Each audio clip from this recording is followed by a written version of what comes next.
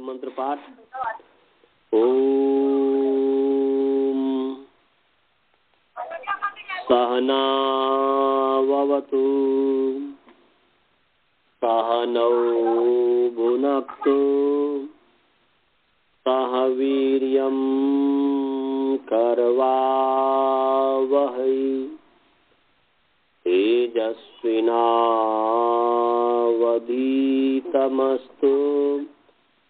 मा विद्विषावहै।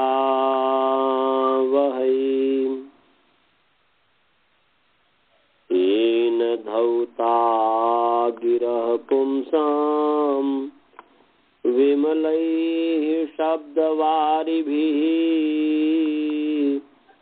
तमश्चाज्ञानजं भिन्नं तस्मै पाणिनये नमः। वाक्यकारं वरुरुचिं भाष्यकारं पतञ्जलिं पाणिनिसूत्रकारं च प्रणतोऽस्मि मुनित्रयम्। ॐ शान्तिः शान्तिः शान्तिः।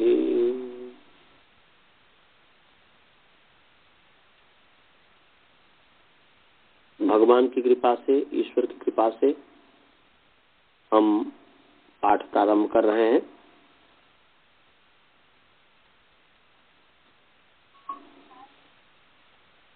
आप सभी का इस कक्षा में स्वागत है। हमने कल अलाविद की सिद्धि की थी और अलाविद की सिद्धि में वैसे हमने सिद्धि तो कर दी थी, परंतु इति जो है इतः पुत्रस्य सस्य लोपो भवति इति परतः, तो ईट से उत्तर सकार का लोप होता है, ईट के परे रहते तो लोप हो गया। तो फिर ई और ई इस स्थिति में अका सवर्ण दीर्घ से दीर्घ एक आदेश हुआ। तो आइए, इसका अर्थ मैंने बताया था कि कल मैं बताऊंगा। तो आप लोग सभी व्यक्ति अका सवर्ण दीर्घ सूत्र निकाल लीजिए। 6197 नंबर सूत्र है, 6197 निकाल लीजिए। अकः सवर्णे दीर्घ सभी निकाल लीजिए।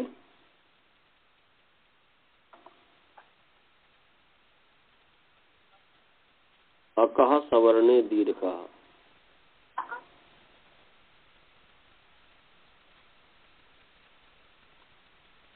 निकाल लिए।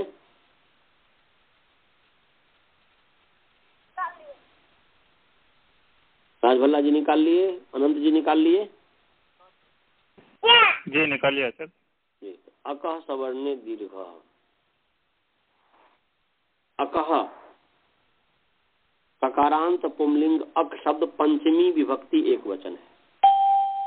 अकः जो है ककारांत पुंलिंग अक शब्द पंचमी विभक्ति एक वचन है। सवर्णे अकारांत पुंलिंग सवर्ण शब्द सप्तमी विभक्ति एक वचन है। नपुंसक लिंग का सकते, नपुंसक तुल्यास प्रथम सवर्णम नपुंसक लिंग, इसलिए पुंलिंग न करके नपुंसक लिंग कहिए, सवर्ण का हो। अकारांत नपुंसक लिंग सवर्ण शब्द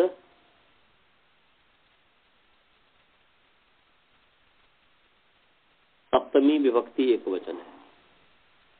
और अची का विशेषण है तो अच पुंलिंग है, इसलिए उसको भी कर सकते हैं, या जो कुछ भी है ऐसा कह दीजिए। कोई पुंलिंग भी कर सकते हैं, नपुंसक लिंग। तुल्यास प्रथम सवर्णम में तो सवर्णम नपुंसक लिंग है, तो नपुंसक लिंग ही कहना चाहिए विशेष रूप से। और दीर्घ अकारांत पुंलिंग दीर्घ शब्द प्रथमा विभक्ति एक वचन है। पदच्छेद समझ में आ गया जी?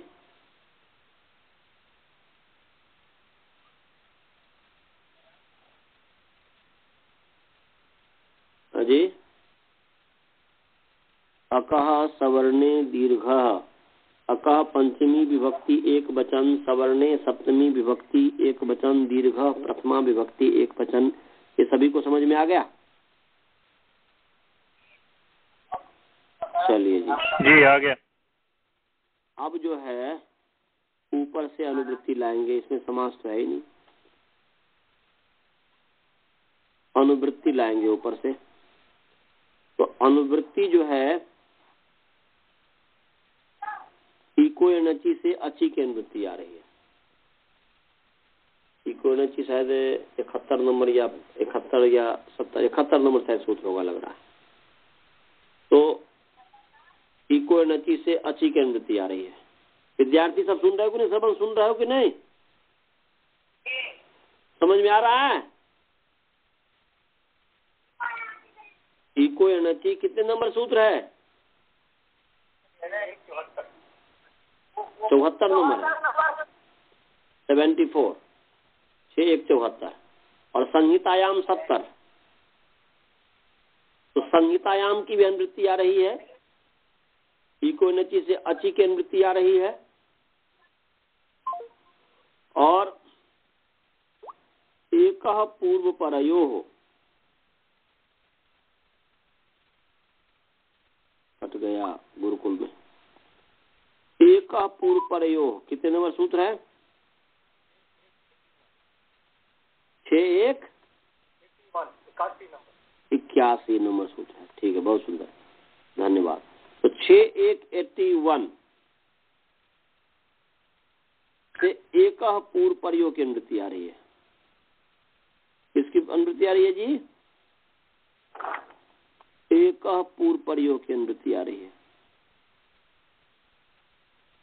81 है,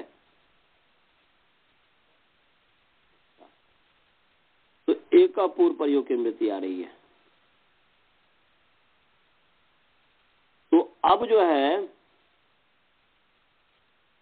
हमारे सामने जो सूत्र जो ऑन एंड हुआ सूत्र की अनुवृत्ति इत्यादि, संहितायाम अची एक पूर्व परयो अके अकः सवर्णे दीर्घ, ये तो ये जो है एक पूर्व परयो, ये अधिकार सूत्र है। और इसका अधिकार जो है ऋत उत जो 107 नंबर सूत्र है वहां तक है। उसके बाद प्रसंग बदल जाता है, इसलिए वो उससे आगे नहीं जाएगा। तो तक जाता है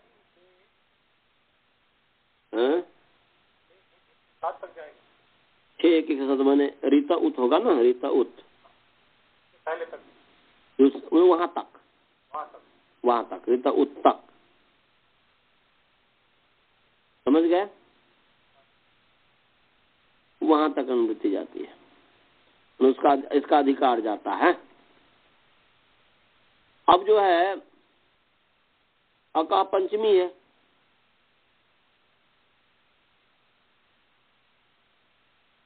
और अची सप्तमी है। समझ गया जी? अका कौन सी विभक्ति है? विभक्ति पर ध्यान रखेंगे तभी अर्थ आपको ठीक से समझ में आएगा,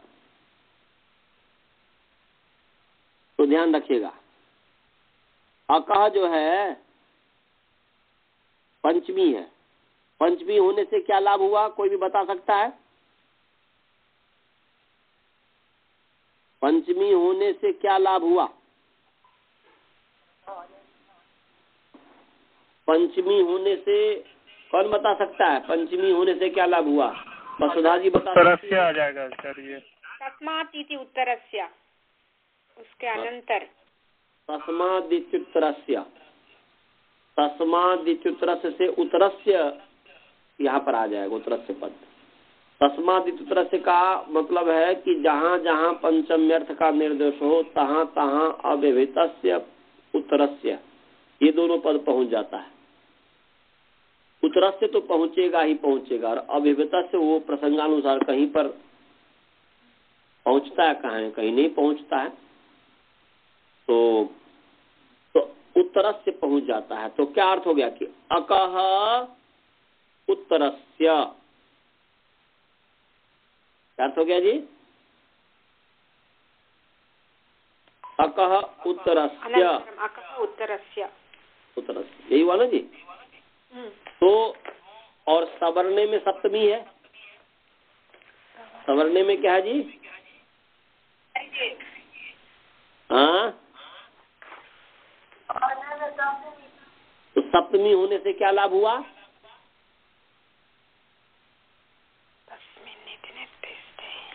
कौन बताएगा? तस्मिन् नीति निर्दिष्टे। बहुत सुंदर, तस्मिन् नीति निर्दिष्टे पूर्वस्य, अच्छा लगा। इस परिभाषा से अभिहित से पूर्वस्य की पहुंच आ गया इसमें, माने दोनों अकः पंचमी होने के कारण, अकः पंचमी होने के कारण उत्तरस्य से आ गया, अव्यवहिता से उत्तरस्य, यहाँ पर दोनों जो अव्यवहिता से भी आ जाएगा, और अची होने के कारण सवर्णे अची जो है इसके होने के कारण अव्यवहिता से पूर्व से आ गया। तो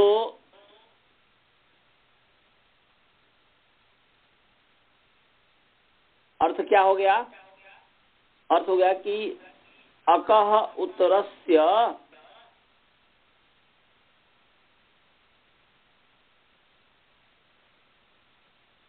अकः उत्तरस्य, उत्तरस्य से आप उत्तरस्य जो है वह षष्ठी में बदल देगा सप्तमी को, जैसे पीछे आर धातु का सेद नहीं किस पर हमने बताया था कि जो सप्तमी उत्तरस्य जो है सप्तमी को षष्ठी में बदल दिया, हमने कहीं पर बताया होगा। तो ऐसे ही यहाँ पर इसको इस रूप में देखेंगे कि उत्तरस्य जो है वो सप्तमी को षष्ठी में बदल देगा, तो क्या हो जाएगा? अकः उत्तरस्य सवर्णस्य अचः, अक से उत्तर सवर्ण अच के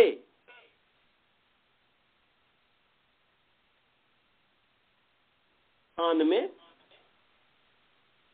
और सवर्णे जो है सप्तमी है तो वो पूर्व जो अक है अव्यवहिता से पूर्व से अकः वो षष्ठी पंचमी है, षष्ठी में हो जाएगा। तो सवर्णे अची परतः अव्यवहिता से पूर्व से अकः, ध्यान से सुनेंगे फिर देखेंगे कि अकः पंचमी है इसलिए उत्तर से आ रहा, उत्तर के कारण सवर्णे को हम षष्ठी बदल दिए कि अकः उत्तरस्य सवर्णस्य अचः,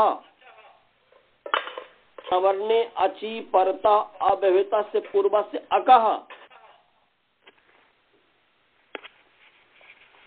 समझ में आया जी? अभी समझिए, अभी लिखना नहीं है, अंतिम अर्थ तो मैं फिर में लिखाऊंगा, अभी तो मैं समझा रहा हूं। अभी आपको ये समझना है कि अकः में पंचमी है, उसके कारण तस्मात् उत्तरस्य से परिभाषा से उत्तरस्य आ गया, अव्यवहिता से उत्तरस्य आ गया, तो हो गया अकः उत्तरस्य, अकः अव्यवहित उत्तरस्य।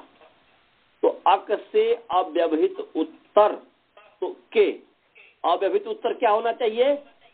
तो अक से अव्यवहित उत्तर सवर्ण अच होना चाहिए। माने अ ई उ री री 5 वर्ण का नाम है अक। अक जो है अ ई उ री ऋक, तो अ ई उ री री ये 5 वर्ण है अक।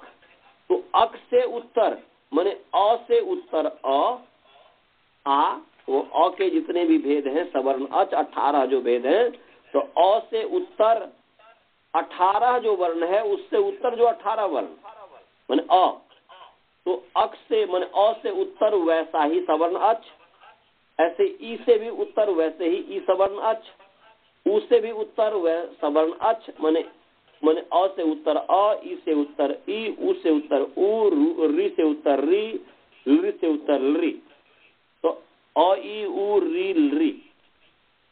तो अक से उत्तर सवर्ण अच और सवर्ण अच के परे रहते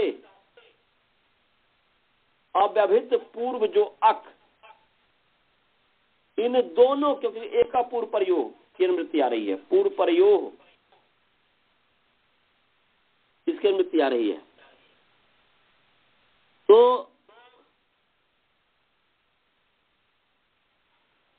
पूर्व प्रयोग षष्ठी विभक्ति, एक प्रथमा विभक्ति एक वचन है, सर्वनाम पुंलिंग एक शब्द प्रथमा विभक्ति एक वचन, और पूर्व प्रयोग ये षष्ठी विभक्ति द्विवचन है।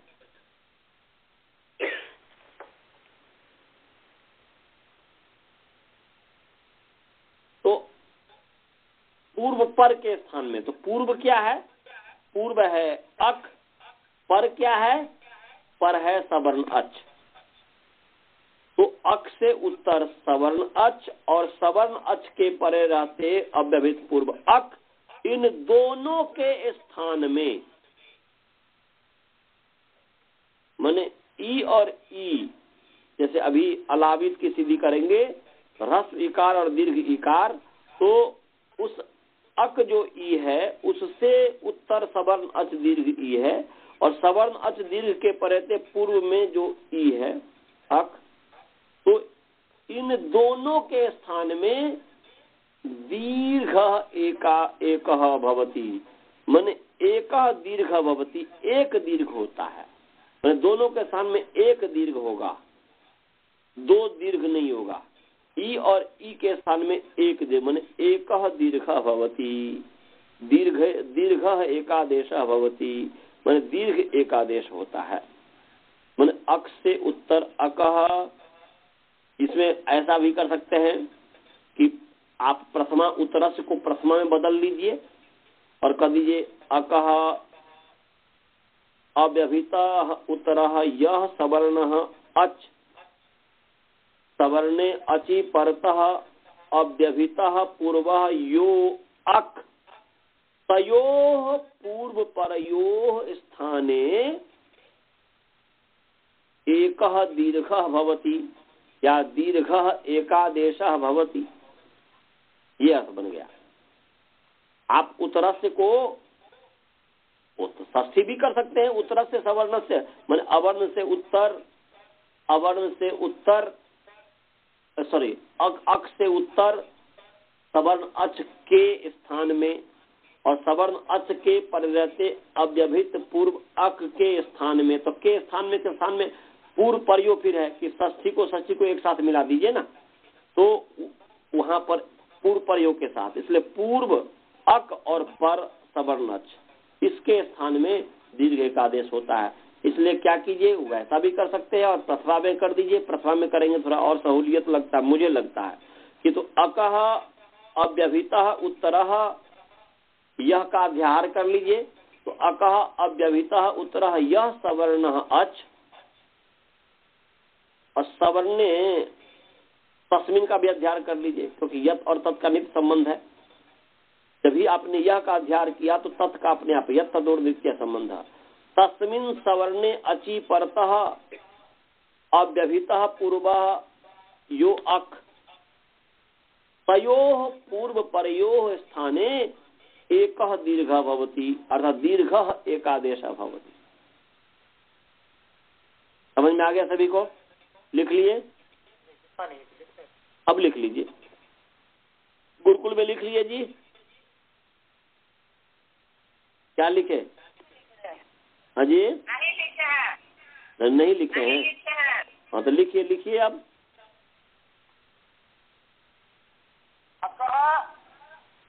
से उत्तर से सवर्ण से अजः,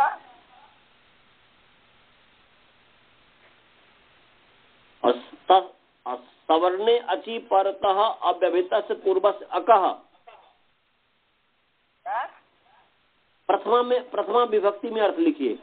वो षष्ठी में भी लिख सकते हैं, परंतु उसमें बार बार षष्ठी आ जा रहा है तो समझ में नहीं आएगा किसका कैसे संबंध करें। तो इसलिए ऐसा कीजिए, अकह अव्यभितः उत्तरः यो सवर्णोचि या सवर्णः, माने यो सवर्णोच या यो सवर्णः अच, अलग अलग करेंगे तो अकह अव्यभितः अकः अव्यभितः उत्तरः अव्यभितः उत्तरः यः सवर्णः अच, यह सवर्णः अच, ऐसा कीजिए। अकः अव्यभितः उत्तरः यह सवर्णः अच, कितने भाग लिख लिए? अकः अव्यभितः उत्तरः यह सवर्णः अच, क्या लिखे?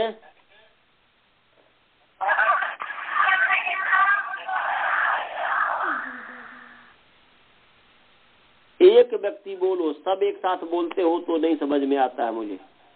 कोई एक व्यक्ति बोलो।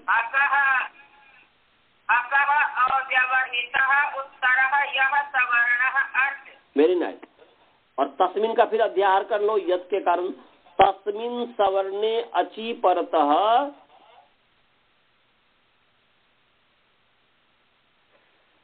तस्मिन सवर्णे अचि परतः अव्यभितः पूर्वः यह अक, तस्मिन् सवर्णे अचि परतः, हाँ, तस्मिन सवर्णे अचि परतः अव्यभितः पूर्वः यह अक,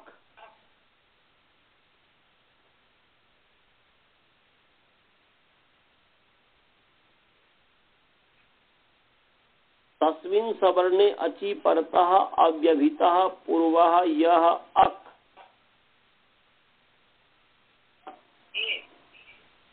अब जब यह तो है, दोनों तरफ यह है, तो तयोः का अध्याहार कर लेंगे। तयोः पूर्व परयोः, इसमें तो है ही पूर्व परयो, तो है ही, एक पूर्व परयो की मृत्यु आ रही है।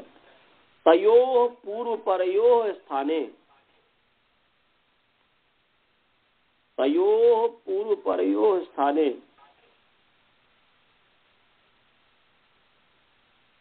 तयोः पूर्व परयोः स्थाने, तयोः पूर्व परयोः स्थाने एकः दीर्घः भवति। एकः के मृत्यु में एकः मन एक दीर्घ होता है,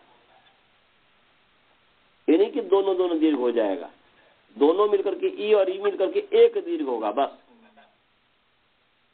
एकः दीर्घः भवति। हाँ, एकः दीर्घः भवति माने, हाँ बोलिए। एक प्रश्न है यहाँ, रुक जाइए, वासुदेवन जी, वासुदेवन जी कुछ पूछ रहे हैं, बोलने दीजिए पहले। हम संहितायाम को पहले ला सकते हैं? हाँ, संहितायाम पहले लाइए, लास्ट में लाइए। संहितायाम विषय शुरू में लिख दीजिए, लास्ट में लिख दीजिए, कोई ऐसी बात नहीं।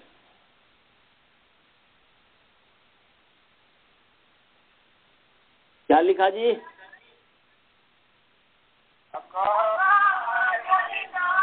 कोई एक व्यक्ति बोलो, पर एक व्यक्ति बोलो, कोई एक व्यक्ति बोलो।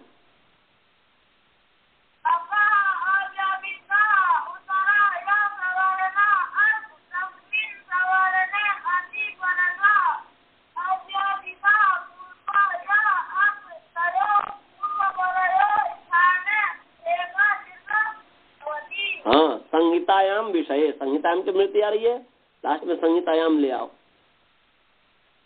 संहितायाम विषय, विषय सप्तमी।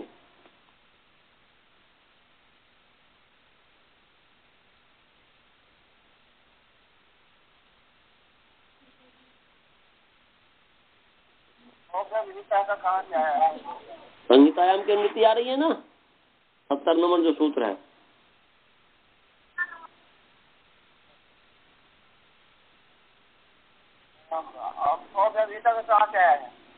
क्या चीज?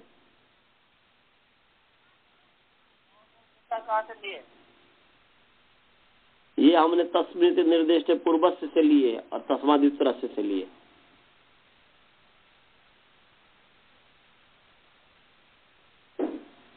अव्यभितः पूर्व, अव्यभितः उत्तरः, अव्यभितः उत्तरः तस्मादित्तरस्य से, और अव्यभितः पूर्व ये तस्मृति निर्देश पूर्वस्य से,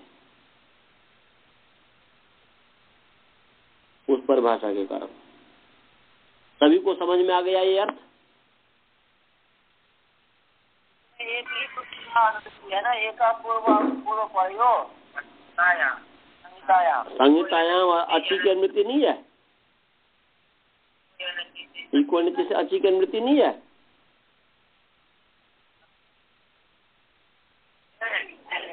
इको नीति से अच्छी की अनुमति आ गई, संहितायाम की अनुमति आ गई, एकापूर्व प्रयोग की आ गई। संहितायाम और एकापूर्व प्रयोग तो दोनों अधिकार सूत्र है। कहाँ तक जाता है?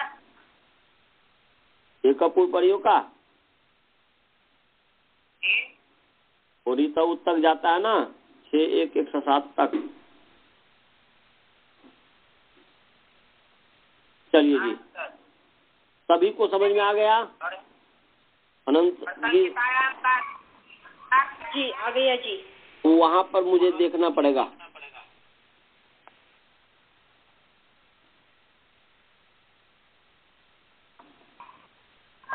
आ गया सर जी। साहिब वाले को सबको आ गया?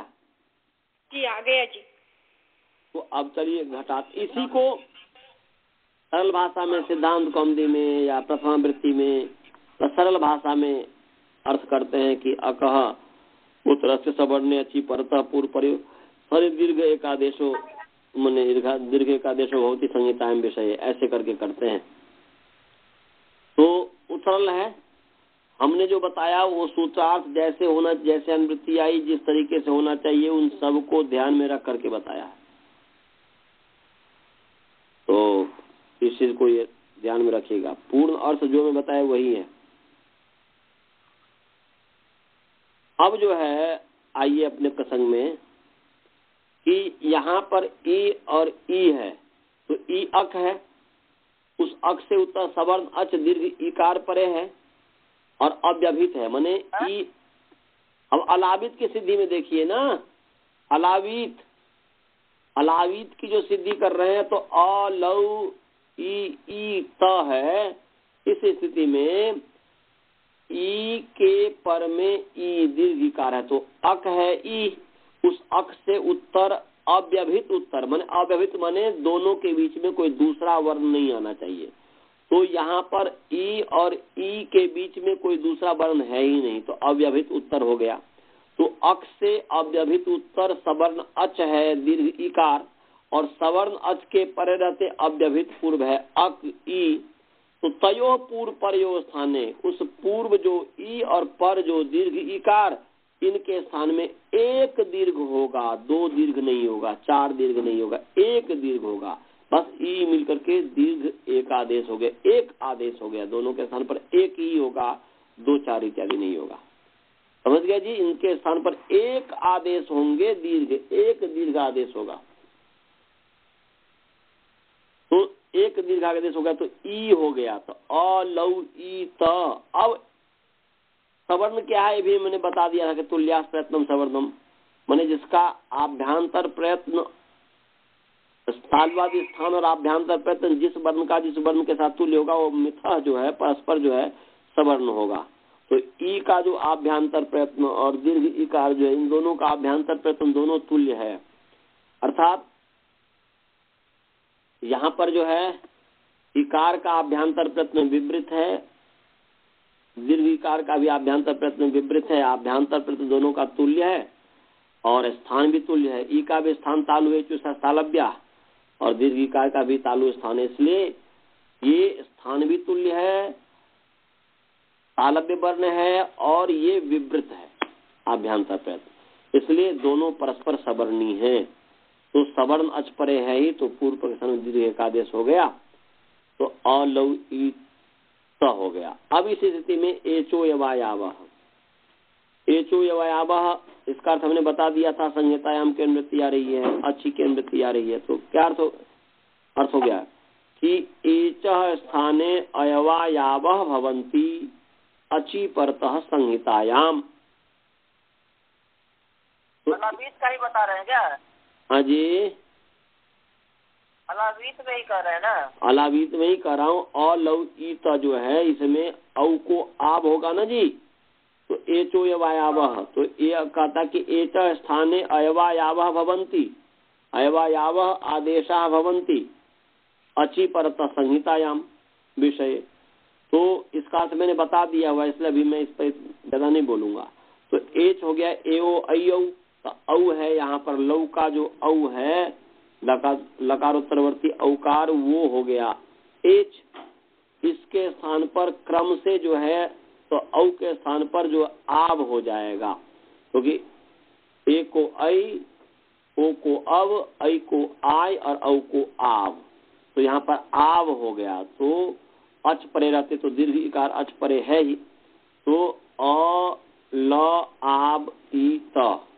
अब अच हीनम परेण संयोज्यम, अच से हीन जो वर्ण है उसको पर के साथ, पर वाले वर्ण के साथ जो अच है उसके साथ संयोग कर दीजिए, तो अलावीत बन गया। ऐसे ही पुई पवने जो धातु है, पुई पवने जो धातु है इससे अपावीत बनेगा। क्या बनेगा जी? पवने। पुई पवने, हाँ जी, पुई पवने, इससे अपावीत बनेगा। उसने पवित्र किया। ये पुई धातु जो है क्रियादि गण की है। पुई धातु किस गण की है जी? क्रियादि गण की है। लुई धातु तो भ्वादि गण की थी। ये लुई धातु भ्वादि गण का धातु था और उदात्त था, और ये पुई धातु जो है क्रियादि गण की है। हाँ जी, क्या बोल रहे हैं? पवने, पवन, हवा, पवन, पुई पवने। अर्थ पवित्र क्या गए हैं? तो पवन का अर्थ होता है पवित्र, पवन का अर्थ होता है पवित्र। तो पुई पवने, पवन अर्थ में, माने पवित्र अर्थ में पुई धातु का प्रयोग होता है। एक क्रियादिगण की धातु है, क्रियादिगण की धातु है, और उदात्त धातु है। कौन सा धातु है? जैसे लुई धातु उदात्त है वैसे ही उदात्त है, बस अंतर इतना ही है कि वो जो है भ्वादिगण की है, ये क्रियादिगण की है। तो उदात्त धातु है, और इत होने के कारण उभयपदी धातु है, माने उभयपदी है ये, माने परस्मय पदी भी आत्मनेपदी भी है, माने परस्मय पद में भी चलेगा और आत्मनेपद में भी चलेगा। तो पुई अनुबंध लोप हो गया। हाँ जी, सेठ होगा ना? हाँ, तो जब उदात्त है तो सेठ ही होगा। आंख मूंद के मानिए, इसमें शंका क्या है? अनुदात्त होगा तो अनिट होगा, उदात्त होगा तो सेठ होगा, और सेठ होने के कारण ही तो यहाँ पर ईट हो जाएगा, माने सिच को मान करके ईटागम होगा और सौ को मान करके ईट तो है ही अस्तित्व जो प्रत्यय से। इसमें कोई भी अंतर नहीं है, केवल मैं पढ़ देता हूँ। तो ये जो है पुई का अनुबंध लोप हुआ, हलंत्यम तस्य लोप, दर्शनम लोप, पू हुआ। पू की जो है धातु संज्ञा भुवादि धातु से, धातु संज्ञा होने से धातु के अधिकार में जो लुंग आ गया। लुंग किस अर्थ में होता था? लह कर नीचे भावे चा कर्म के भ्या। ये लकार जो है सकर्मक धातु से कर्म और कर्ता में, और अकर्मक धातु से भाव और कर्ता में होते हैं। तो यहाँ पर कर्ता में लुंग जो है पू लुंग, अनुबंध लोप करेंगे ल बचेगा। तो ये कर्तार्थ में हुआ। अब लुंग का ल बचेगा अनुबंध लोप करके, तो पू ल हुआ। लस्य का अधिकार चला, इसमें तिप्ता जिस में बचपन साताम जो था साताम दो मेरे भाई महीन, ये 18 प्रत्यय प्राप्त हुए। इसका जो है विभाग कीजिए, विभक्ति, फिर लह परस्मय पदम तंगनावात्म पदम पद नियम कीजिए, पद विभाग। हाँ, अडागम पहले कर दीजिए, धन्यवाद। अडागम पहले कर दीजिए। ल को मान करके पू की अंग संज्ञा है, अंग संज्ञा होने से अंग का अधिकार चला, अंग के अधिकार में फिर जो है लुंग लंग लिंग छोड़ुदात्त से अटागम हो गया, तो अपू बन गया, अनुबंध लोप करके। अट जो था ट चला गया और अट माने अपू बन गया। और फिर लस जो है लस के स्थान पर तिप्त अजीत में बसम ताताम था में आ गया। फिर जो है विभक्ति लह परस्मय पदम तंगनवात्म पदम शेषात कर्तव्य परस्मय पदम तिंग स्त्रीन प्रथम मध्यमोत्तम। फिर शेषे प्रथमः तान्यक वचन वचन बहुवचन नान्यकशः द्वे कर द्विवचन वचने बहुषु बहुवचनम। तो अपू तिप हो गया, अनुबंध लोप अपू ती हो गया। स्त्रीलिंगी चलेसिच, लुंग के परे तो यहाँ पर चली हो गया, तो अपू चली ती हो गया। फिर जो है चलेसिच, चली के स्थान में सिच हो गया, तो अपू सिच ती हो गया। इतस्त से ई का लोप कर दीजिए, इन संबंधी जो इकार है उसका लोप हो जाता है, तो लोप हो गया, तो अपू सिच त हो गया। अनुबंध लोप करेंगे तो अपू स त हो गया। अब उसके पश्चात जो है अपू स त, इस स्थिति में जो है स को मान करके पू की जो है अंग संज्ञा है, अंग संज्ञा होने से आर धातु का सेठ बला दे तो इट आगम हो गया, तो अपू इट स हो गया। अब त को मान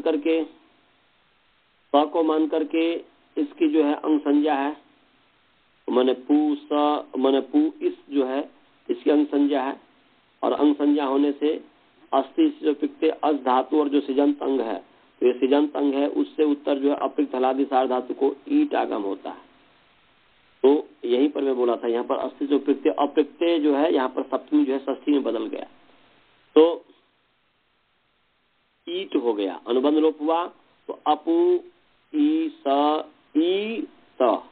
फिर जो है इस स्थिति में जो है पहले जो है ये जो ईट ईटी जो है असिद्ध पूर्वता सिद्धम से जो असिद्ध है, इसलिए पहले यहाँ पर जो है आप सिचि वृद्धि परस्मै पदेशु मने त को मान करके अंग संज्ञा है, त और स को मान करके अंग संज्ञा है, इसलिए जो है अंगस के अधिकार में सिचि वृद्धि परस्मै पदेशु सिचि पड़ता इगंत संगस अंतस्व स्थाने वृद्धि स्यात्। तो यहाँ पर जो है पू को पौ हो गया, स्थानांतरतम से वृद्धि क्या है, वृद्धि राधय स्थानांतरतम उपपदमानीय अवस्थ्या अकुबसन्या कंठ्या, यदि तो कंठता लभ्य हो तो कंठ्यस्थ्यो। और उसके पश्चात फिर जो है ईट ईटी, अब इसके बाद लगा दीजिए कि ईट से उत्तर सकार का लोप होता है, ईट के परे रहते, तो यहाँ पर सकार का लोप हो गया अपू ई त। उसके पश्चात जो है यहाँ पर सॉरी वृद्धि तो हो ही गई, तो अपऊ पहले वृद्धि होगी, सिचि वृद्धि परस्मै पदेशु हमने कर दिया था, तो अपऊ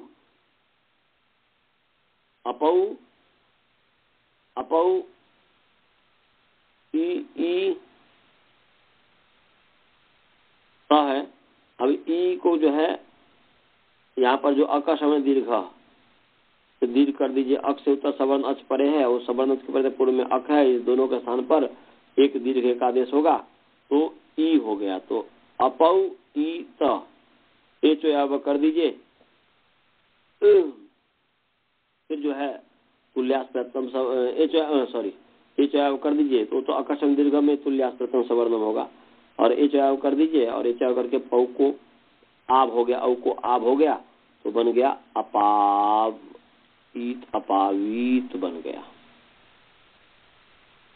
समझ गए जी? इसमें कोई भी विशेष सूत्र नहीं है, तो अपावित हो गया। अब जो है आगे अकारशीत की सिद्धि करेंगे। किसकी सिद्धि करेंगे जी? अकारशीत। डुक्री धातु है, डुक्री करने क्या है?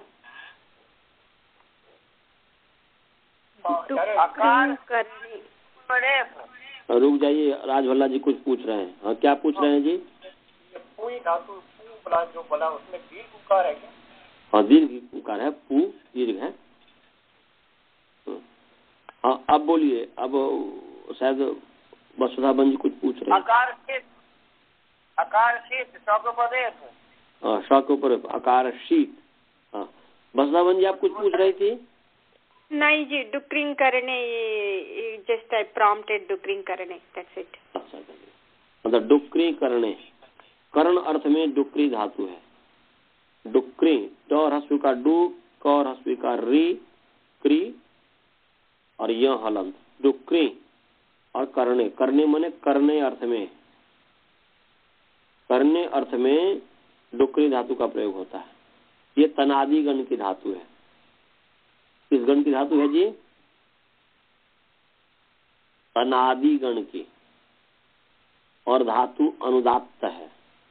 धातु क्या है जी?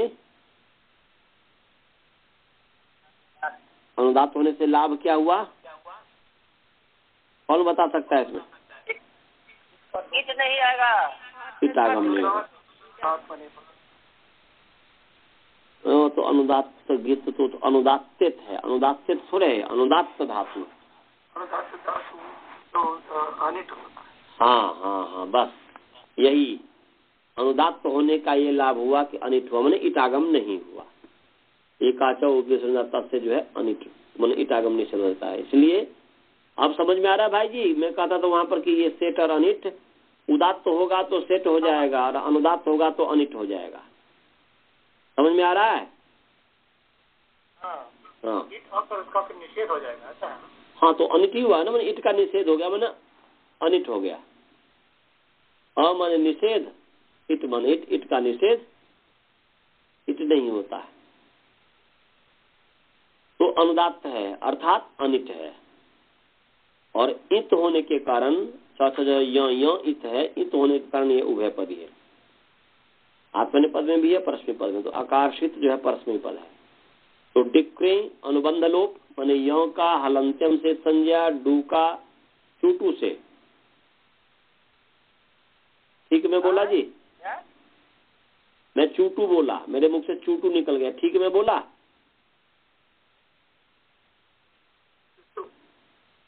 चूटू से इस संज्ञा कर दे। हाँ, किससे होगा? ये तो आदिर निटुडवः। धन्यवाद। प्रमाद के कारण ऐसा निकल गया, आदिर निटुडवः होगा। वो तो प्रत्येक आदि में चबट। आचार्य जी, हाँ बोलिए। थोड़ी सी शंका है इधर उभयपदी। हाँ बोलिए। के बारे में बोलिए।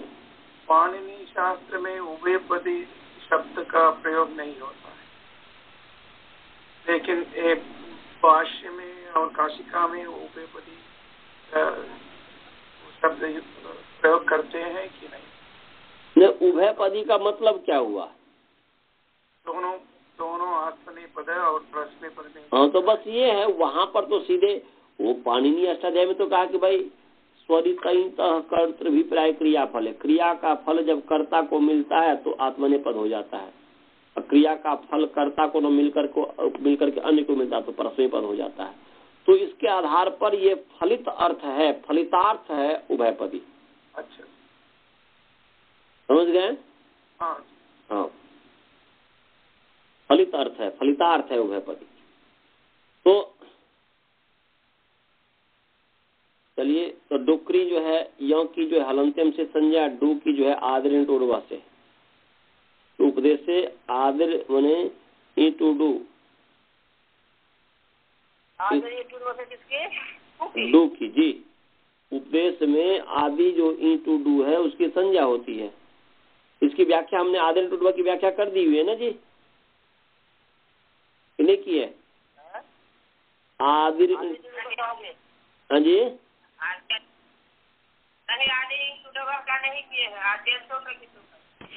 कर दिए आचार्य जी। कारक की सिद्धि का पहला सूत्र आदर ने छुड़ो। कारके की सिद्धि किया था, कारका की सिद्धि किया था, कारका की सिद्धि किया था कि नहीं? तो कारका की सिद्धि में आदर टोटवा तो आता ही है, तो कैसे हमने बताया, व्याख्या नहीं किया?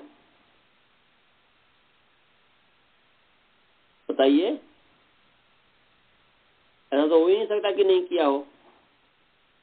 कारका की सिद्धि करते समय हमने कर दिया था, कर दिया होगा, आप देख लीजिएगा। नहीं होगा तो फिर व्याख्या कर देंगे। हमें लग रहा है कि कर दिया हूं कि उपदेश आदि ही मने आदया इटुडवा इतहस्यु। उपदेश में आदि जो इटुडू है उसकी संज्ञा होती है।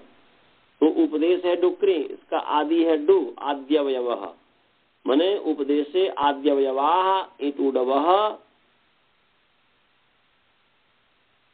इतः भवन्ति। उपदेश में आद्यवयव जो ईटू डू है उसकी संज्ञा होती है, तो इस संज्ञा हो गई, फिर तस्य लोप दर्शनम लोप, यहाँ और डू का लोप हो गया, तो हो गया क्री। अब क्री जो है इसकी जो है धातु संज्ञा है भूवादि धातु से, धातु संज्ञा होने से धातु का अधिकार चला, धातु के अधिकार में जो है लुंग हो गया, भूते लुंग धातु भूते लुंग, भूते अर्थ वर्तमान धातु लुंग से आप लुंग हो गया, लुंग अनुबंध लोप कर दीजिए, ल बचा। फिर जो है ल किस अर्थ में है, लह कर्मणि च भावे चा कर्म के भ्य, लकारा सकर्म के भ्य धातुभ्य कर्मणि चात कर्तरी, अकर्म के भ्य धातुभ्य भावे चात कर्तरी भवति। मैंने सकर्मक धातु से लकार कर्म में और कर्ता में, और अकर्मक धातु से भाव और कर्ता में आते हैं। तो यहाँ पर कर्ता में है, कर्ता क्या स्वतंत्र कर्ता। व्यायाम सिद्ध यह स्वतंत्र, यह प्रधान, स्वतंत्र माने प्रधान, क्रिया के सिद्धि में जो प्रधान है उसका नाम स्वतंत्र है, उसका नाम कर्ता है। तो क्री और ल तो है ही। अब इसी अवस्था में जो अडागम कर दीजिए, ल को मान करके क्री की अंग संज्ञा, यस्मात् प्रत्यय विधि सारे प्रत्यंगम से अंग संज्ञा होने से अंगस्य का अधिकार चला, अंगस्य का अधिकार होने से अंगस्य के अधिकार में जो है लुंग लंग रिंग छोड़दाता, लुंग लंग रिंग सुपरता, लुंग लंग रिंग के परे रहते अंग का आद्यवयव अट हो जाता है, अडागम होता है। आदन तो टक तो अटागम होता कहाँ हो, आदि में हो, तो हो गया अक्रीला। अब अक्रीला हुआ, इस स्थिति में लस्य का अधिकार चला, इस लस्य के अधिकार में तिप्तजी सिप्तम थाम महिंग से ये पूरे 18 प्रत्यय हुए लकार के स्थान में। अब इसका हम विभाग करेंगे विभक्ति स्तर से, और फिर पद विभाग करेंगे। शेषात क्या बोलते हैं कि लह परस्मै पदम तंगन वास्मै पदम, फिर पद नियम करेंगे। शेषात कर्तरी परस्मै पदम, कर्ता में परस्मै पद हुआ शेष धातु से। अब जो है पुरुष विभाग करेंगे, तिंग स्त्रीणी तिंग प्रथम मध्यमोत्तमा, फिर पुरुष नियम करेंगे शेषे प्रथमा। तो प्रथम जो शेष, तो इसलिए तीनों का जिक्र कर सकते हैं। युष्मद्य पदे समानाधिकरण स्थान पे मध्यमा, अस्मद्युत्तमा, फिर शेषे प्रथमा। और पुरुष भाग पुरुष नियम हो गया। और वचन विभाग, तान्यक वचन द्विवचन बहुवचन अन्य का शह, और वचन नियम द्वे कर द्विवचने वचने बहुशु बहुवचनम। तो द्वित्व की विवक्षा में द्विवचन और एकत्व की विवक्षा में एक वचन, एक वचन हो गया, तो हो गया अकृत्य, अनुबंध लोप अकृति। फिर इतस्ते से इकार का भी लोप, इतस्ते से इकार का भी लोप कर दीजिए। गित संबंधी जो लकार है, गित संबंधी जो है ये इकार है, इसके स्थान पर लोप आदेश होता है। लुंग के स्थान पर है ना हुआ, तो गित का संबंधी है ही, गित के संबंधी इकार है, इसका लोप हुआ। लोप के आदर्शनम लोपा, तो अकृत हुआ। अब त को मान करके जो है मैंने छली लूंगी, लुंग के परे रहते धातु से परे छली होता है। धातु क्या है, भूवादि धातु, बस आप समझते ही हैं। और त्ले सिच, त्ले स्थाने सिच भवती, धातु पर अचले स्थान में सिच, धातु क्या है, भूवादि धातु, फिर कह सकते हैं। तो क्या अक्री सिचता अनुबंध लोप हुआ, अक्री सता हो गया। अब अक्री सता जो हुआ, इस स्थिति में स की जो आर्धातुक संज्ञा, आर्धातुकम शेष, आर्धातुक संज्ञा होने से आर्धातुक का शेर बला दे, मैंने स को मान करके अंग संज्ञा है क्री की, और अंगस्य का अधिकार है, और अंगस्य के अधिकार में आर्धातुक का सिपला दे। अंग के संबंधी जो आर्धातुक है उसका आद्यवयव इट होता है, तो इटागम हुआ। परंतु एकाच उपदेश तात, इसने मना कर दिया। तो उपदेशों की धातु अभी हमें बताया था कि अनुदात्त है, अनिट हो गया, माने इटागम का निषेध हो गया। उपदेश में एकाच अनुदात से परे जो है अपेक्ष हलादि सार्वधातु को इटागम माने इटागम नहीं होता है, माने बलादि आधातु को इटागम नहीं होता है, तो इटागम नहीं हुआ। तो अक्री त ही रहा। अब जो है स को मान करके अक्रिय स जो है इसके अंग संज्ञा है, अंग संज्ञा होने से अंगस्य का अधिकार चला। अंगस्य का अधिकार में जो है अस्तित्व प्रत्यय अस अंग और सिजंत अंग से परे अप्रत्यय हलादि साधातु को ईट होता है। आगम कहाँ होगा? आदम तक तो आद्यव्य बन जाएगा, तो हो जाएगा अक्रिय स ईट त, अनुबंध लोप अक्रिय स ईट। अब जो है इसी स्थिति में वृद्धि परस्मय पदेशु मैंने स को मान करके अंग संज्ञा है क्रिय की, तो सिचि वृद्धि परस्मय पद अंगस के अधिकार में सिचि वृद्धि परस्मय पदेशु परस्मय पद पर अक्षिश परे हो तो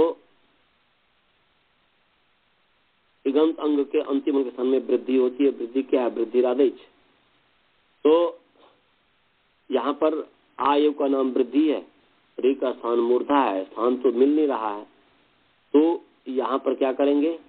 पूर्ण रपरह परिभाषा की उपस्थिति कर लेंगे कि पूर्ण रपरह रिवर्ण स्थान यो अन रपरह प्रसज्यमान एवं रपरह, तो यहाँ पर अर हो जाएगा और अर जो हो जाएगा वृद्धि में आर हो जाएगा, गुण में अर हो जाएगा, तो आर हो गया। अब मिल जाएगा आ का स्थान है कंठ, र का स्थान है मूर्धा और इस री के स्थान पर जो मूर्धा माने री मूर्धन्य मूर्धा है, तो इसलिए री के स्थान पर आर हो गया, तो बन गया कार बन गया, अकार बन गया और स ईत है।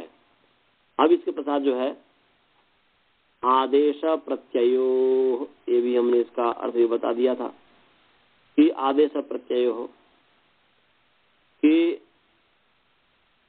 859 नंबर सूत्र त्रिपादी का है। तो इन और कवर्ग से उत्तर आदेश रूप सकार मैंने बताया था, उसकी व्याख्या करते समय कि आदेशस्य में जो षष्ठी है वह स्वरूप संबंध है, अभेदात्मिका षष्ठी है, और प्रत्यय में जो षष्ठी होगी वह जो है अवयव भाव संबंध से होगा। इसलिए इन और कवर्ग से उत्तर इन कवर्गाभ्याम उत्तरस्य, इन और कवर्ग से उत्तर जो है आदेशात्मक सकारस्य और प्रत्यावयवात्मक माने प्रत्यय के अवयव जो सकार उसके स्थान पर जो है मूर्धन्य आदेश होता है। तो यहाँ पर इन और कवर्ग से उत्तर कहा है। तो यहाँ पर देखिए र जो है ये इन है, क्योंकि इन ई से लेकर के लन के नौ तक है, तो हय व रट लन तो र है, तो र इन है, तो इससे उत्तर जो है यहाँ पर जो है आदेश रूप सकार है, क्योंकि चली के स्थान में सिच आदेश हुआ, तो आदेश रूप सकार है, उस सकार को मूर्धन्य हो गया, तो अकार श मूर्धन्य श हो गया ई त। अब अचिन्ह जम अकारशीत बन गया। तो उसी प्रकार से री हरने धातु से आहारशीत बन जाएगा। समझ गए जी? आहारशीत अकारशीत हो गया, उसने किया। अकारशीत का मतलब उसने किया सामान्य भूत, और आहारशीत का मतलब उसने हरण किया, रे हरने धातु है, उससे आहारशीत बन जाएगा। इसमें कोई अंतर नहीं है। आप लोग प्रैक्टिस कीजिएगा आहारशीत की। समझ गए? आचार्य जी ये कौन सा गण की धातु है? रुई हरणे क्या चीज? रुई हरणे ये कौन से गण की धातु? भुआदि गण की धातु। हाँ, में आगम करते हैं तो अ होता है, इसमें तो आहार सिद्ध है, तो आ का आगम कैसे होगा? आहार सिद्ध में कहाँ हूँ? आहार तो मैं कहा नहीं, आहारषित है अ, जैसे अकारषित है वैसे अहारषित। और ये भी है वही अनुदात है। और रे धातु भुआदि गण की धातु है और अनुदात्त है, वैसे ही होगा, बस गण बदलता है, चेंज हो रहा है। आहारशीत और अकारशीत की सिद्धि में कोई अंतर नहीं है, माने थोड़ा सा भी अंतर नहीं है, सो ध्यान रखेंगे।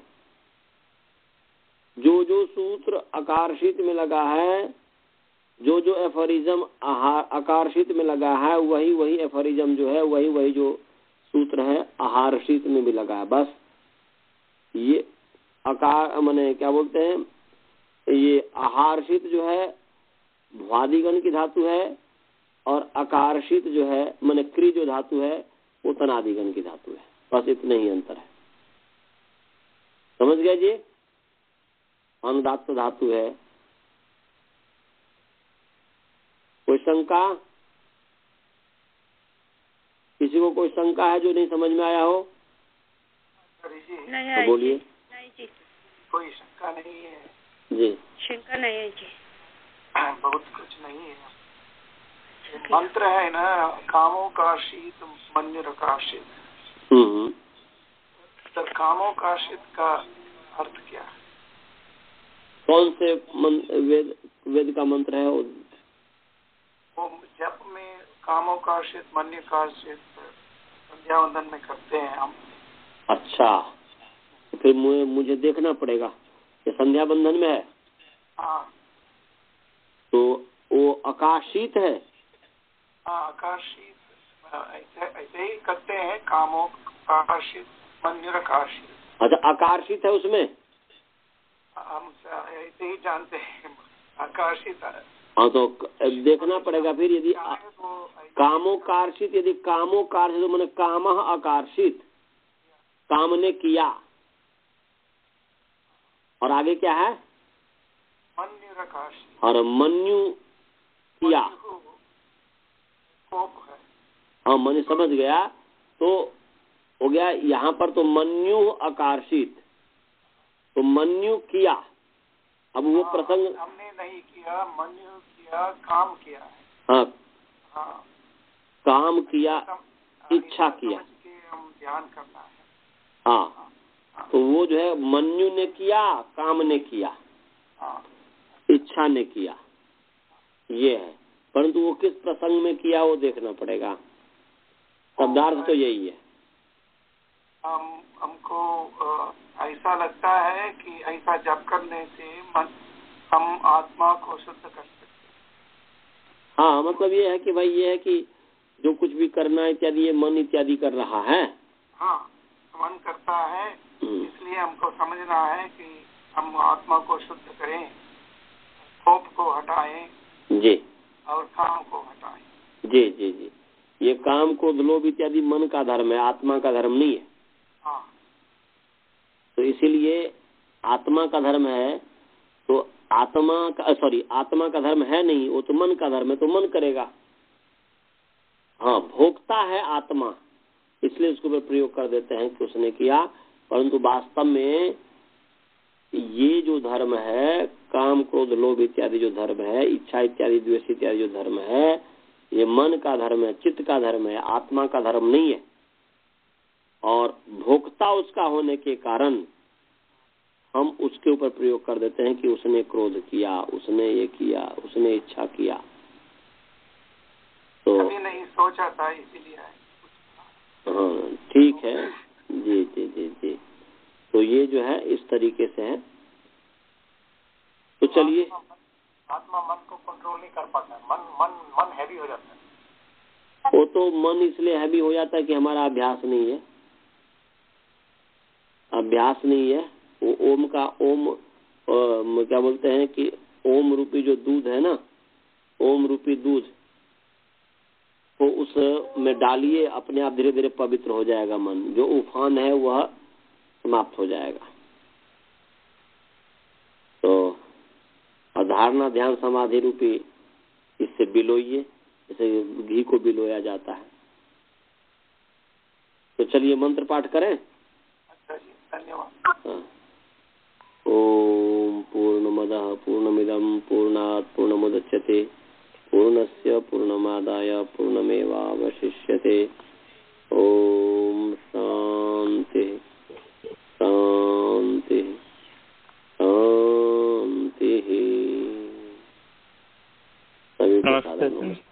नमस्ते जी आचार्य जी, धन्यवाद।